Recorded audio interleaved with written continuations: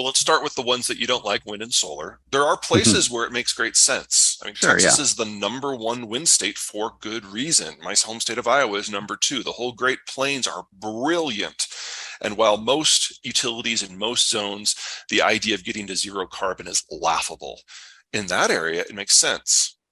Also, West Texas is a great solar zone. And yes, it takes a lot of land, but if it takes a lot of land that's not in farm use, like in, say, West Texas, that's great. So the first metro in the United States to likely go 100% green is freaking Dallas Fort Worth. And I don't think there are environmentalists in that city, Yes. but they just happen to be at the nexus of the right things. Yeah. Omaha will probably be second. Denver will probably be third. So, it can work in certain places. For For solar, yeah. that's 100% true. For wind, it's not anymore. You get above about 650, 700 feet for the turbines, which is where they're going now. They top stronger and more reliable wind currents. And so Texas is one of the handful of states that is actually now using wind for baseload. It's also a chemistry issue. Yes, we can, but that generates a lot of plutonium as a byproduct. And then you have a civilian plutonium supply chain. That is something that, as a rule, I would try to avoid. Well, because of the nuclear proliferation weapons Yeah. issue, yeah. I mean, we can control it. I mean, it's a very tightly controlled process. We could do it. I mean, It is I think the technically point. feasible, but yes, you're talking about having tons and tons of plutonium as a byproduct. Weapons grade plutonium is a byproduct every year. And if you Right. get like 10 kilos of that stuff, you have a bomb. On the renewable side. Yeah, I'm absolutely with you on natural gas. It's more flexible, it's less carbon intensive, it's produced at home. We have a methane leakage issue to solve, but that is something that everyone in the industry broadly agrees is an issue, and they are working on it. I don't mean to suggest they're going to solve it tomorrow, but it's not something that is being ignored. The big advantage of natural gas over the more intermittent stuff isn't just its reliability. It's just by definition, your wind turbines and your solar panels are not in your population center. And so Mhm. the weather that you are adapting to with your energy usage locally does not necessarily match up with the production quotient that you have a few hundred miles away. Natural gas, you don't have to worry about that. Natural gas plants, as a rule, are located within 50 miles of their population center, and they can ramp up and ramp down in 10 to 15 minutes. Do we need to get our heads out of our what to if we're going to again survive in this new world? I think that the low-hanging fruit for the United States, and a lot of that is just recycling. The Mm. Japanese have shown that if you mine your own trash, you can solve about half of your material inputs issues in a relatively low-cost environment. Yeah, interesting. Not as low cost as we have become used to in kind of this throwaway society that we have around the world for the last 20 years, but something that would Hmm. not regenerate too much of an inflation pulse, and you don't have to pay that once. Additionally, while there are huge restrictions on every industrial commodity, whether because the processing is China or the sourcing is in Russia or it's in Africa or wherever it happens to be, people forget that we have the whole Western hemisphere here.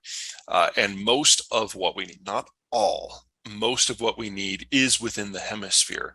Now, that, if anything, maybe requires a little bit more of a mindset shift than simply regulation at home. We have to have better relations with countries like Bolivia, which is Hmm. a country that is very difficult to have a positive conversation with for anyone.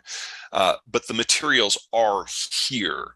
Now, the technologies in play for most of the advanced technologies we're looking at today, including most of the green tech that we're having today, the Western Hemisphere is the only option for getting most of the materials all in one place. Everywhere else, it's kind of scattered, and a lot of times it's behind war zones. So we're having that issue right now with copper and aluminum in Russia, for example. So if these are the technologies we're going to use and depend upon, you are looking at large portions of the world just not playing because they can't get the materials to make the stuff in the first place. And then there's an intermediate step we're going to have to worry about that I'm not too concerned of. Right now, you might produce the lithium in a place like Argentina, but it's processed in China. The same happens for iron ore. The same happens for bauxite. All the processing is in China because it's a low value added thing that the Chinese workforce can do that's very capital intensive. It kind of plays to their strengths with the way they manage. We're going to have to rebuild a lot of that somewhere else. Now, luckily, the United States is going to have the smallest capital adjustment. I'm anticipating a bit of a financial crisis globally. For the US, it'll be less intense. And the United States, courtesy of the shale revolution, has the cheapest electricity in the world. So Mhm. we're already seeing a lot of steel foundries coming back. Aluminum is starting to kind of sniff around the edges. Copper will probably be next. And there's nothing about lithium processing that is necessarily difficult. It just requires the space and the energy. Um, I'm not so concerned about lithium because I don't think it's a very good battery chemistry. I would rather see us invest more in finding a better chemistry, but one miracle at a time. It was a moment in time. You need a lot of young workers, and the world is running out of those. You need a Mhm. huge degree of interconnectivity, and we're probably going to see the world breaking up a bit. And you need a huge amount of capital to fund the research. And with the baby boomers moving to retirement, they're taking their money with them.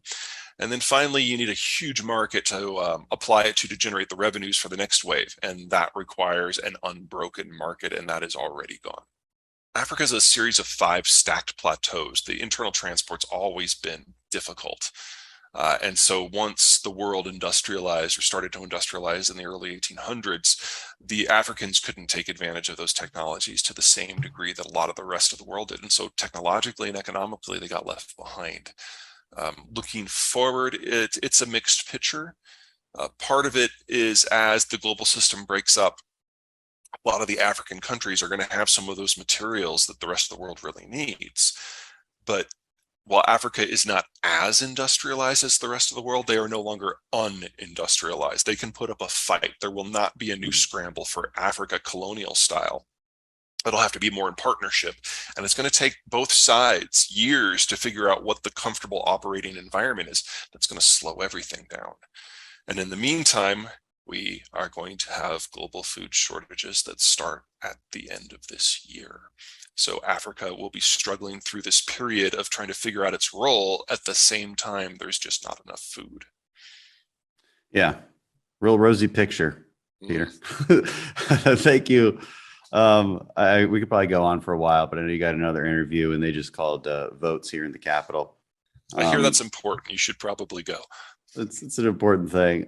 Really appreciate it. I think this is, like I said, I was really looking forward to this one. And I got through your very long book pretty quickly because it's entertaining, it's interesting, it's original, and I highly recommend it. So congrats on Thank you. that. You do know it's available in audio, right?